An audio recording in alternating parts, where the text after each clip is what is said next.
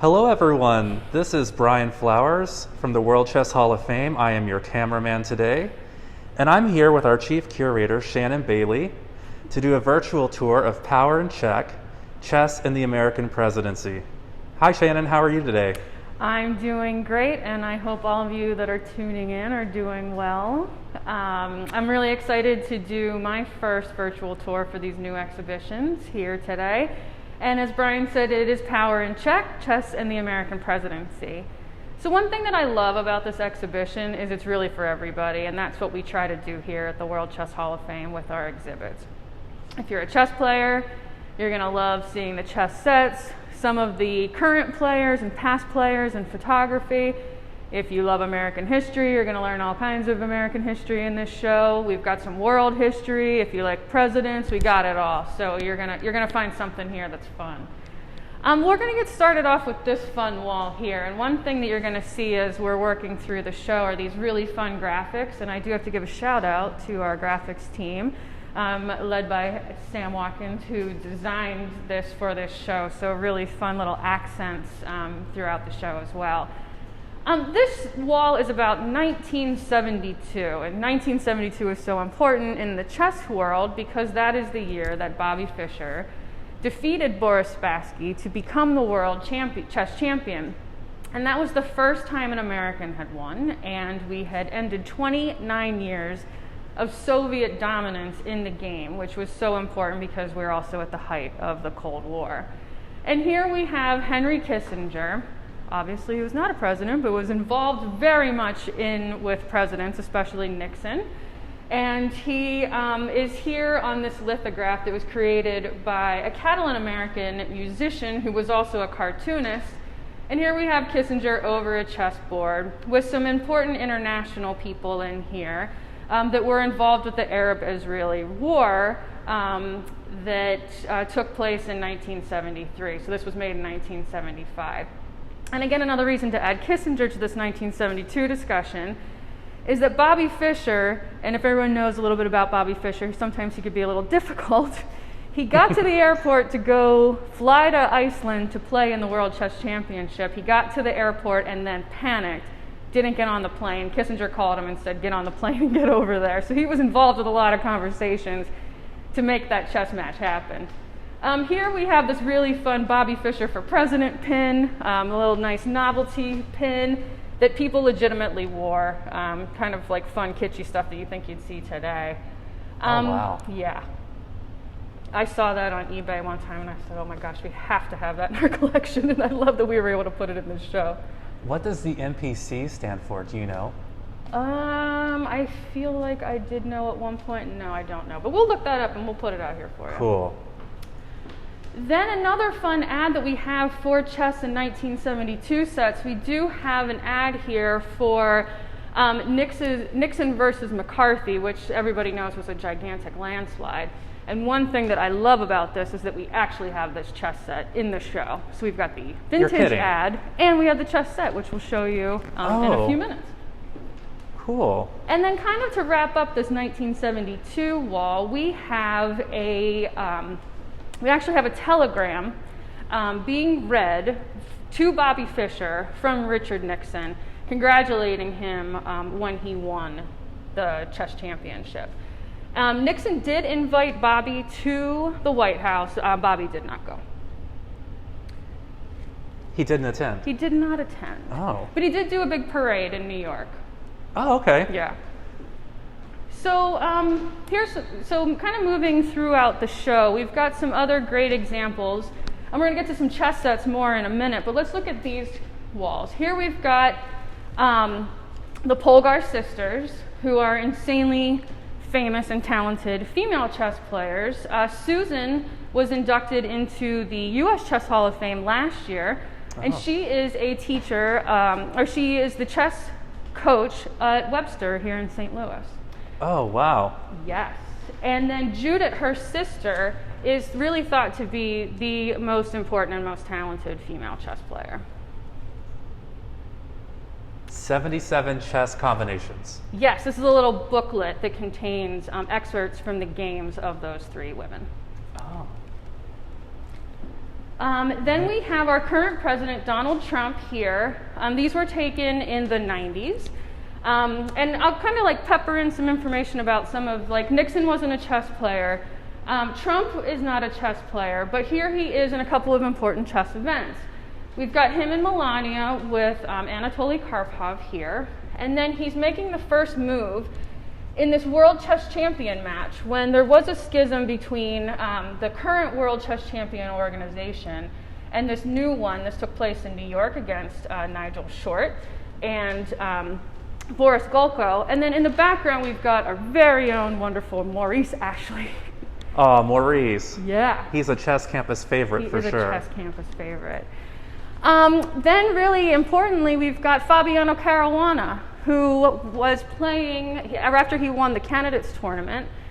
That's a photo of him on a poster with Mike Pence and Rex and Jeannie Singfield, our founders. And Fabiano played Magnus Carlsen in the 2018 World Chess Championship. Unfortunately, he lost. He's still a hero to us. Oh, he is our hero for sure. Here we've got President Bill Clinton with Garry Kasparov in 2004, and Bill Clinton was a chess player. He played competitive chess for Georgetown University, and he is a supporter of Garry Kasparov's Chess in School initiative. Oh, wow. Then we have a couple of other photos here. Hikaru Nakamura, who is the current US chess champion, here promoting Red Bull with the chessboard, and we've got these gigantic statues of presidents in the background.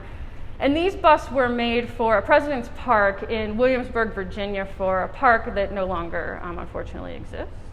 Those are huge. They're huge. And they do have those sculptures that are still, they didn't discard them. They are in a nearby field. Wow. So if you're in that area, you can see them. So I know they're sculptures, but are they just meant to be busts, or are they actually supposed to be like chess pieces? Oh, I think they're just busts. Just busts? Yeah. But don't they look cool? They look like chess pieces, as we'll see some more later. Impressive. Here we've got the really sweet Jimmy Carter, who is a chess player. He loves the game. He said that he is just not a good chess player, but it's so sweet. And here he is with a chess set that he made himself. It's a great photograph of him. It is a really good photograph. And then he actually has made some of these chess sets that he's auctioned off for charity to raise money for the Carter Center. Oh. Another photo of Bill Clinton with chess. We've got some, he's visiting soldiers at a U.S. warrior base at the end of the Bosnian War. And here we have Ronald Reagan with a group of school children who won a national elementary school championship. They were underdogs and they beat a big time New York team. And this was in 1983. Reagan was not a chess player. Wow. Interesting. So in addition to these photos, I mean, we also have these stunning chess sets over here. Well, we have seen, you know, those of us who've worked here forever, if you're really into chess sets, we've seen thousands of chess sets of every kind of color, shape, battle, subject matter, and so it's not surprising that we have a ton for this show. Here we've got ones that are dealing with American presidents and leaders versus Russian leaders. And again, we talked about the Cold War, and so there was a lot of subject matter with that, especially when you've got something like Russia, who is a big chess, capital and power. And then again, you're dealing with a game that deals with war, so you're dealing with different kinds of battles and some fun subject matter here. So we've got we can see Ronald Reagan up here dressed up in his cowboy wear. Miss World is the queen. On the Russian side, I love that the queen is an Olympic gymnast. Oh, kind of going along with another rivalry with the United States and kind of power during the Cold War was definitely in gymnastics. So why is Reagan dressed up like a cowboy in this depiction? Because he was in all those westerns when he was an actor, and he had that ranch in California, and they would always show him and Nancy on the horses, and he always had his cowboy hat on. So I'm surprised they don't have his cowboy hat on. But also, maybe just kind of like a stereotypical thing of like thinking about Americans and kind of the West. Mm-hmm. But that's really interesting, the different kind of characters and the details in those. And then moving down, this is just a really beautiful one, just kind of showing, the American Stars and Stripes and then what the Soviet flag was at the time. And then we have 3 different versions of American leaders versus Russian leaders in that Russian kind of nesting doll way. So they're really fun to kind of compare. We've got very realistic depictions down at the bottom with, Kennedy and Clinton and Nixon and Bush. And this might be the only chess set that we have in the show that's got Putin in it. Oh. And how is this applied? Like it doesn't look painted. That is lacquered, that bottom one. Oh. Painted in lacquered wood. That's cool. I know, it does look like it's almost like a transfer, so. Wow. Yeah. Awesome. Yeah, and one thing that you might see or might mention later in the tour when you are able to come here is that we do have a very vast collection.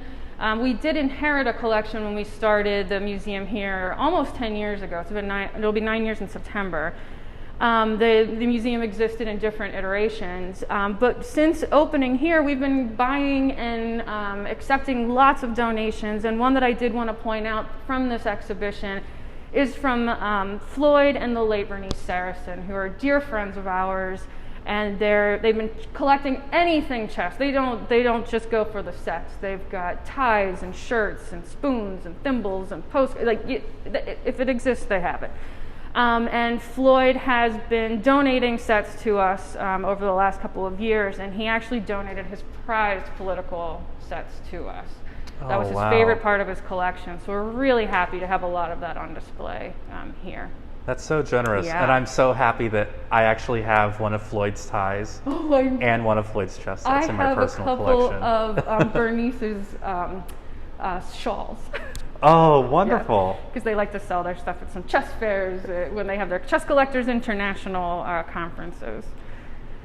Moving along to some more chess sets, we have here some more chess and war, but here we've got Revolutionary War and Civil War sets. So a little bit more of American history, and then kind of pointing out some of the presidents that were involved here. So we have George Washington is in this chess set up here with the colonists versus Great Britain. We've got Queen Anne and George and our George, and George Washington was a big chess player. He loved playing chess. And we actually did another chess president show in 2012 for that presidential election, and we were so fortunate enough to have actually George Washington's personal chess set in that show, which was a great honor to have. It was so cool. I mean, it was just like, oh my gosh, he touched this set. It was amazing. Other sets that we have in here, like I said, are American Civil War. So we do see Grant, another president who was a chess player, is shown here when he was a general. And then we've got Abraham Lincoln, another chess player. Loved playing the game. So there were really a lot of presidents that played chess regularly. There were, especially early on. Not so much of the modern presidents are big chess players, but early on there was a lot of chess playing going on. Wow. Well, what's also, I don't know if it's a coincidence or it's just kind of like-minded people, but one of our founding fathers, Benjamin Franklin, was probably one of the most important chess players in America at that time and wrote the first essay in America about chess that was published in Europe. And he played chess with a lot of these early presidents. And Benjamin Franklin is in the United States Chess Hall of Fame. Interesting. Yes. Wow. You can learn more about him here. So we kind of go from some serious sets to this awesomely fun cartoonish set made by Doug Anderson. Doug Anderson is still alive. He is a San Francisco ceramicist, and he makes these incredibly detailed and fun and cartoonish chess sets. He makes other things too, so you can check him out. He's got an active website. But we have two of his chess sets in our collection. One of his Hollywood versus Broadway, which we've exhibited, and this is the first time we've exhibited this chess set. It was just gifted to us by Floyd Saracen. And here we have Bill Clinton versus Bob Dole. I think you could see some of the detail through the video, but please come in person to see it. But this was back when Bill Clinton was, let's say, noted for his McDonald's eating, and you can see that he's got his cup and his fries, and assuming a quarter pound, didn't he eat quarter pounder with cheeses? Yeah, I feel like there was a thing about the quarter pounder, and if I'm not mistaken, that French fry looks like an extra large to me. Supersized. It's supersized. And then we've got Hillary, and then I think that's supposed to be George Stephanopoulos. Doesn't it look like him? I do recognize that tie. Yeah. And the Secret Service are fantastic. And then we've got Gore with his owl in his tree. So just really fun details. And then we've got supporters down here on the lower oh, wow. rows. So you, like I've said before, kind of you've seen one of his sets and you'll recognize his work anywhere. It's pretty unique and distinguishable. And what are these made out of? Ceramic. Oh, wow. Yeah. And are they, I'm assuming, like, they look like hand painted? Yeah. After the fact? Yeah. That's really cool. But I love, like, look at the details of the elephant's eyes. They crack me up. Oh, wow. It's like the Mona Lisa, you know, Yeah. it kind of follows you everywhere, yeah. And then the details even on the flag, how it looks like it's kind of blowing in the wind, and then just even like the string that you would lower and raise it. I mean, that. Wow. So you can see anything in these shows. Amazing. Yeah. Well, if you're just now tuning in with us, we are here at World Chess Hall of Fame with Chief Curator Shannon Bailey. We're doing a virtual tour of Power and Check, Chess in the American Presidency. If you have any questions for Shannon during the tour, put them in the comments below, and I'll do my best to ask them for you. And if by chance we miss you, we will get back to you following the tour. Sure will. So what's in this case, Shannon? This is colorful. I see all different kinds of things, and something that you referenced from that ad earlier. Yeah, so this is Democrats versus Republicans. So here we've got, we kind of went from war throughout, different countries, and now we're looking at kind of the battle between the parties in our country. And so one thing that I love about this case in particular is not only does it show different kinds of elections, but kind of like all the different ways you can make chess sets too. So you've got this beautifully carved wooden set that I just love the details in the elephants and the donkeys especially. And that's Dwight Eisenhower versus Adlai Stevenson set from 1952. Look at those elephants. I know, I love them. They're so cute. And even the details on the flags on the rooks are just darling. So I'm curious, why did they, obviously elephants to represent the Republican Party, but weren't elephants also used in earlier chess sets as well? They were in the Indian sets. Oh, cool. Yeah, they were used. You'd use like camels and elephants were used a lot in place of bishops and rooks. Interesting. And so this is the chess set you were talking about earlier That in is that the ad, chess right? set that's in the 1972 ad. So this is Richard Nixon versus George McGovern. And this set, we actually exhibited this set in our very first president show, as I mentioned, in 2012. And I was always in awe of it because it's kind of unusual, isn't it? The placement of the arms. I would love to know why they kind of created them. Like, the scale is kind of unique, and the shapes are very unique. But again, like I said, we've got an ad, like a vintage ad for this vintage set.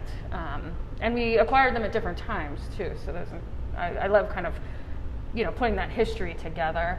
And this was, obviously a very important election that was, a complete landslide. I think that Nixon got every state except for Massachusetts and the District of Columbia. Really? It was wow, pretty intense. Then we've got this paper set below that is Bush versus Gore, which I also think is kind of interesting that it's a paper chess set when there were such issues with the paper Chad ballots with that election. I don't know Right. if that's on purpose or a little shout out to kind of that scandal that went on with who's president, and it took us a few weeks to figure that out. I'm going to be honest, when I first saw these on display, Shannon, I thought they were matchbooks. Oh yeah, I was they like, do look oh, like what a matchbooks. cool idea Yeah, for the gift well, shop. $1 million idea. That's right. And what about this chess set below? 3D printing. How fun is that? So you can really see the different levels of the printing. And this is Hillary Clinton versus Donald Trump, 2016 chess set. That's so cool. Yeah. So we've actually been seeing a lot more 3D chess sets made available to us for purchase and display, or have been donated to us. This is really fun, just to see new ways when we have, chess sets that are hand carved by unknown makers, and then we've got these awesome 3D new chess sets. And then to wrap up this case, we have this really fun, sweet clay chess set. Again, really fun details in the pawns, which are the donkeys and the elephants, and we've got Barack Obama versus John McCain and their wives. Nice. And we don't know who made these? No, we do not know. And these were more of Floyd and Bernice's sets. Oh, everything in this case was donated by Floyd and Bernice. So, wow. That's amazing. yeah. And then, again, we've got every kind of subject matter that you can think of, and this is our scandals case. Ooh. So we've got presidential scandals. We have 2 Watergate chess sets that are on the ends, and then in the middle we've got the Bill Clinton versus Ken Starr chess set. So we do have on this side, we have Bill and Hillary and Chuck Schumer, and Monica Lewinsky is one of the bishops. And then on this side, we have Linda Tripp and Ken Starr, who are our kings and queens on the opposing side. For the Watergate chess sets, we've got different kinds of subjects. Obviously, we've got Nixon as one of the kings, and then we have different people that were involved in the committees to bring him to trial, or were in charge of investigations. So, you name a subject, someone can make a chess set out of it. If that isn't true, I don't know what else is. We've seen them all. Wow. And so these were likely, I'm assuming they were created like during the time. It wasn't like an after the fact piece. So the Clinton scandal one was in the late 90s. That's when they were made. And then the dates are unknown. These are also Saracen donations. Oh, so okay. they are not sure of the dates, but I would assume they're probably pretty contemporary from the scandals. I mean, you can also tell by some of the aging on the pieces.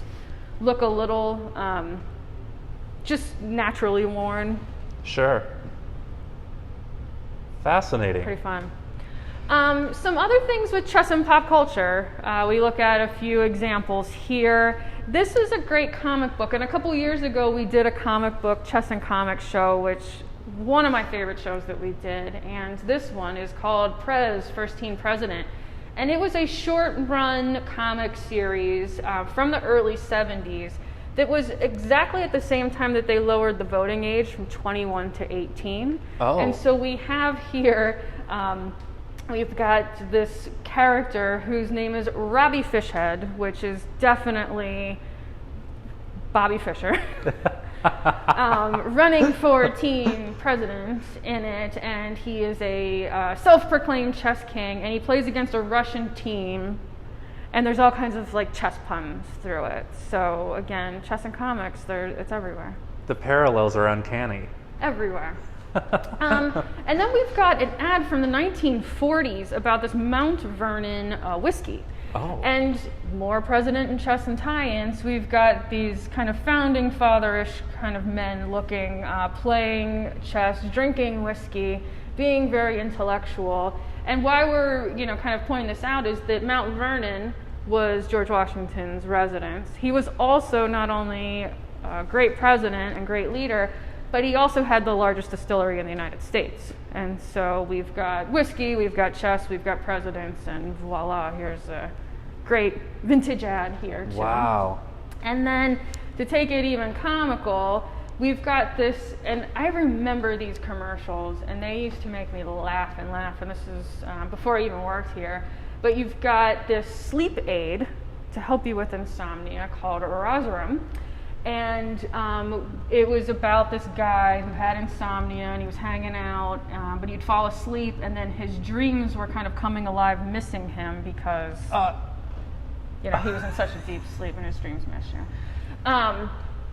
Here we've got Abraham Lincoln, and who was a known chess player, and also had terrible insomnia. So it was like, come back to us.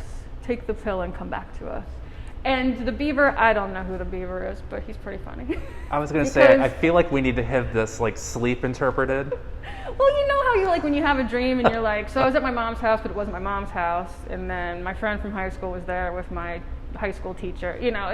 Nothing is ever working, but I love the beaver and the chess and that kind of connection. But we'll talk more about Lincoln and chess soon. And then we've got a couple more things here. This is from 1907. And this ad is actually from 1895. So one of the earliest things. We've got these impossible pictures of Roosevelt, they were called. But I think some of the things could be possible. I mean, there's one of him taking a picture of some bears. Where that's kind of important to note about Roosevelt in here is that Roosevelt did play chess, but he was also known for being this incredible hunter, and was very responsible for setting up the taxidermied animals in some of the big museums, like Natural History Museum in New York City. And he had these big hunting lodges where he wrote about playing chess.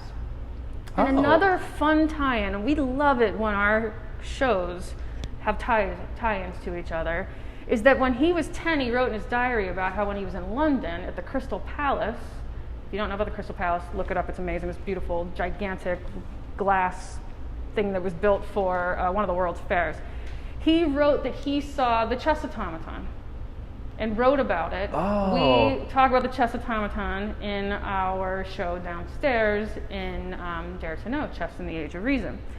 And so he writes about that when he was 10. We've got, we pulled a lot of information from these presidents out of some of their journals and diaries and things like that. But you would go hunting all day and then you'd play chess at night. So I love this kind of like balance of, going out there and getting your animal and then coming and playing some chess. Getting your animal. Getting your animal, like my terminology. And then this old 19th century ad, we've got Uncle Sam, who is talking about that he's like a cricket champion, a yachting champion, and there is a sash in there that says that he's chess champion. So more just kind of American ties into the game, kind of over the British. Fascinating.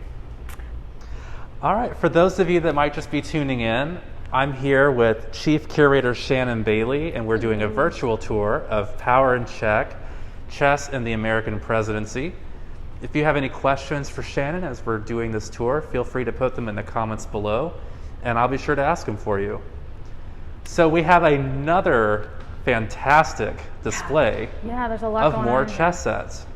Yeah, so some things in here, there's some more historical themed sets and a couple of unique things. So we've got one from 1776 where we've got, Paul Revere and George Washington and Ben Franklin again, who's showing up everywhere in our chess sets. He's everywhere. He's everywhere. So a couple of these are celebrating the bicentennial, and in the bicentennial was in 1976, but for about 2 years beforehand, they started prepping for it, and the president was really into celebrating this.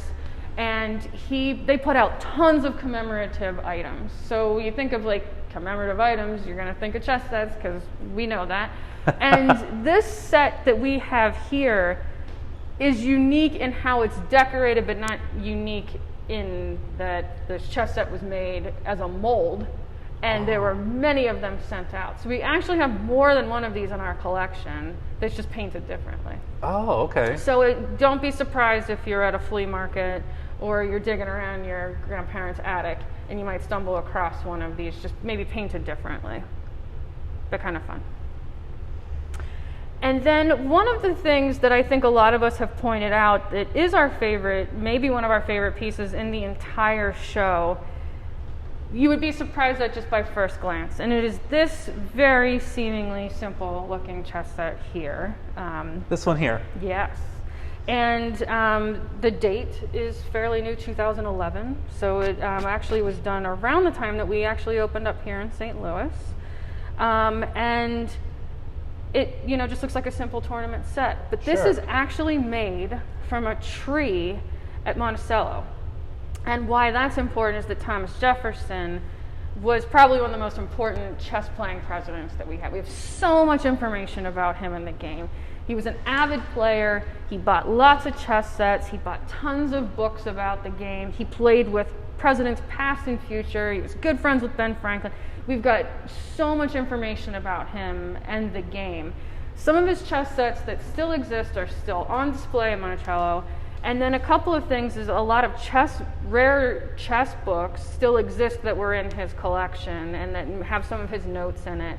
And he was just really great at kind of contributing to intellectual culture in society. So when the Library of Congress burned, he was able to donate tons of his own books to get a library started back up. Like that's how many books that he had in his own collection. So this tree, because if you think about Monticello, they try to keep the grounds very beautiful, and they're doing lots of research to find different kinds of structures that once existed there and what he planted, and they think that he may have actually planted the tree that this was made out of. The tree became diseased and it had to be removed, and it was so big obviously and so old because it came down in 2011. This beautiful marbling that you would think would just be kind of natural marbling from the wood is actually a chemical reaction for some copper wiring that had been put throughout the tree to try to keep the tree alive even longer. Wow. But they couldn't keep it alive. It was dying. So they cut it down and they made all kinds of stuff out of it, and they sold it in their gift shop to benefit the museum and the grounds. So they made a few chess sets, and I think we got the last one. And it was for our 2012 show, because we weren't able to get on loan his chess sets because they're such an integral part of that house museum. Sure. But we were able to get a little bit of Thomas Jefferson in our show. So like I said, they made a few chess sets. They made some bowls, some decorative items. But you can really see in a lot of them this very unique coloration. It's beautiful. In the wood. Yeah, it is really beautiful. And I remember seeing them and thinking, wow, that's incredible. And then you read about it and you're like, I did not know that was possible, or just to kind of give it an extra special touch. So, but they're fun to touch because they're not weighted. And just in case you don't know, when you're playing chess in tournament styles, they actually put weights in the pieces so that they don't topple over. And they can be very heavy, and you kind of, I'm so used to picking up weighted chess sets that you go to grab them and you pick these up. Right. like whoa, they're very light. They're fantastic. Beautiful. Yeah. That is one of my favorite chess sets. I know. I mean, there's so much fun stuff in here, but then you look at that and there's something hauntingly cool about it. So we're wrapping up with a few more items here in the show. We have more Democrat versus Republican sets here. We've got this awesome paper one, Nixon and Johnson, and it's in such great shape for it being from 1968. Wow. And paper and being folded and unfolded and not crushed. So I love that that's in the show. And then we also just have what seems like a very simple portable set that just thinks, the blue versus the red of the Democrats and the Republicans, but you've got this little feisty image that really pops on the cover, how they kind of use those contrasting colors, with the donkey and the elephant with boxing gloves on. I love that. A little connection to chess boxing, perhaps. Chess boxing, exactly. And maybe this was Sam's inspiration for some of these larger pieces on the wall. So these, and we'll show you the other one, the donkey and these elephants, these large-scale vinyl on the wall, were created by Sam Watkins, and we have them on these really great t-shirts that are for sale at Q Boutique, which is our award-winning gift shop. And you can get them online if you can't make it down to the store. Again, like I said, just a few more things to look at. We kind of have like chess and presidential satire over here. Here's another 3D chess set. So hopefully you're now going to be able to kind of look at these and say like, oh, I can pick out a 3D chess set. And we've got Donald Trump versus Barack Obama, which is interesting because they didn't run against each other, but they're definitely, they definitely battle it out, let's say. And so somebody kind of created that to kind of point out their relationship, let's say. And then this great record, this vinyl record from 1965 is called Welcome to the LBJ Ranch. And it was two comedians, Robin and Dowd, and they were really important comedy writers at the time. And in fact, one of them wrote specifically for Johnny Carson on The Tonight Show, and the other one wrote for Jackie Gleason, Jack Parr, and Johnny Carson a lot. So like They were like some of the big comedy writers in the 1960s. And this kind of reminds me of like if, you know, pre-Daily Show, look at some of the things that we're used to, and, you know, John Oliver and these kind of parodies. But these were the kind of these mock interviews of different political figures that you would buy on an album and play at home. And then a couple more cartoonish things. We have one from Harper's Weekly from 1904. And we've got, this was dealing with the Russo-Japanese War. We've got ones with other world leaders trying to play chess with like no more moves. We've got Obama's impossible chess game from the Telegraph, and it's him playing a chess simul. So he's playing multiple people. This happens all the time, and his time is running out. And he's battling against Iran and climate change and Afghanistan and healthcare reform and economy. So kind of saying some things that he had to deal with right at the beginning of his presidency. And then this great one with the chess pawns as a Secret Service with their, you know, their headsets and their black outfits, protecting their king with our Secret Service, what they do with our president. That's cool. And interesting, and you learn this in our label, that the Secret Service was actually started in the Civil War to help with counterfeit money issues. And it wasn't until McKinley's assassination did they switch over to guarding the president. Really? Yeah. See what you can learn in our show. Wow. I'm telling you, I've worked here for 9 years, and I learn something new every day. Last couple of items before we get into our great interactive is that we still celebrate Chess Day now. It's in October, and we put out, make sure you're on our social media always, because you'll see the shout out for it. But it started in the 1970s to kind of capitalize on the Fischer boom. And here we have a couple of letters. So we've got one from Gerald Ford from 1976. We've got George Bush, a letter from 1990, and one from Bush for 91. Two for Chess Week, one for National Chess Day. And we've got these letters in our collection. Them kind of promoting those great days and weeks. That's awesome. It's kind of interesting to see, you know, the connection between the first kind of items that we looked at from chess in 1972, and then talking about these, you know, kind of coming up with an entire day based on the promotion of the game, because it was just so popular in the 70s. And then our final chess set is sweet. It was created by an Australian artist, and we have some kind of caricature-y faces of American presidents. Some of them that are very easy to make out are like Kennedy and LBJ and Ronald Reagan. And you've got your donkeys and your elephants as the pawns. However, we've got red on the donkeys and blue on the elephants, which is reversing the colors that they're supposed to be wearing. But we still like it. I love it. The detail on these are, I hope it's coming through on the video, because the detail is really impressive. Yeah, they're really cool. They're very deep details too.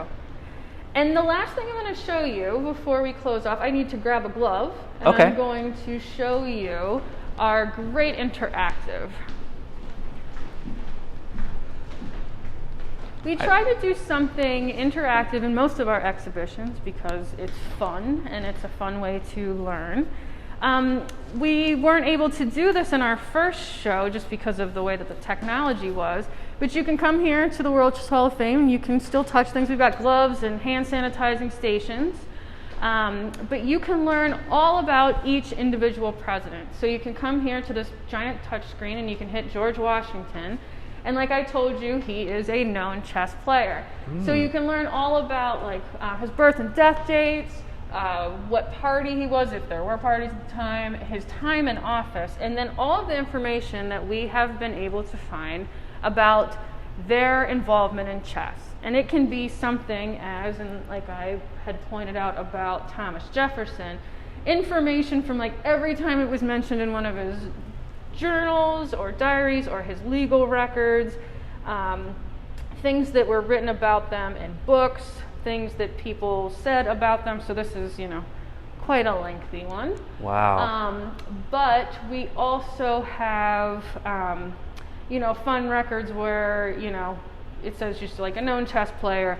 Some of them say like, I like chess, but I didn't want my son playing it because it interfered with his other activities, to just some of the presidents who just helped promote the game. But you can learn all about them here. That's on incredible. This interactive. We also have brochures that are available for you here at the Hall of Fame. We also have a PDF of them, so we don't know if Franklin Pierce played chess. We can't find any information about that. If anyone knows, let us know. Please let us know. We are always updating our information. But this was really fun to put together just to kind of see the correlations. And like I said, mostly we see a lot of heavy chess play earlier in the presidency than some of the more modern ones.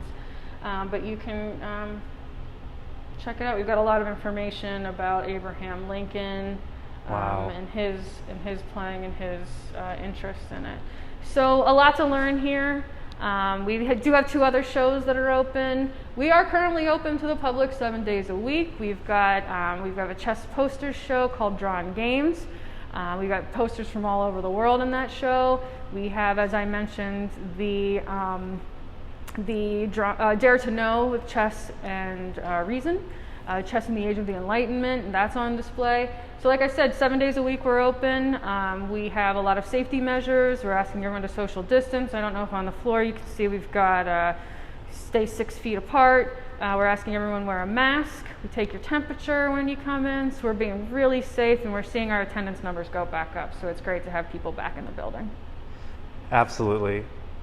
Well, Shannon, thank you so much. This was such a wonderful tour. Again, every time I come up here, I learn something new.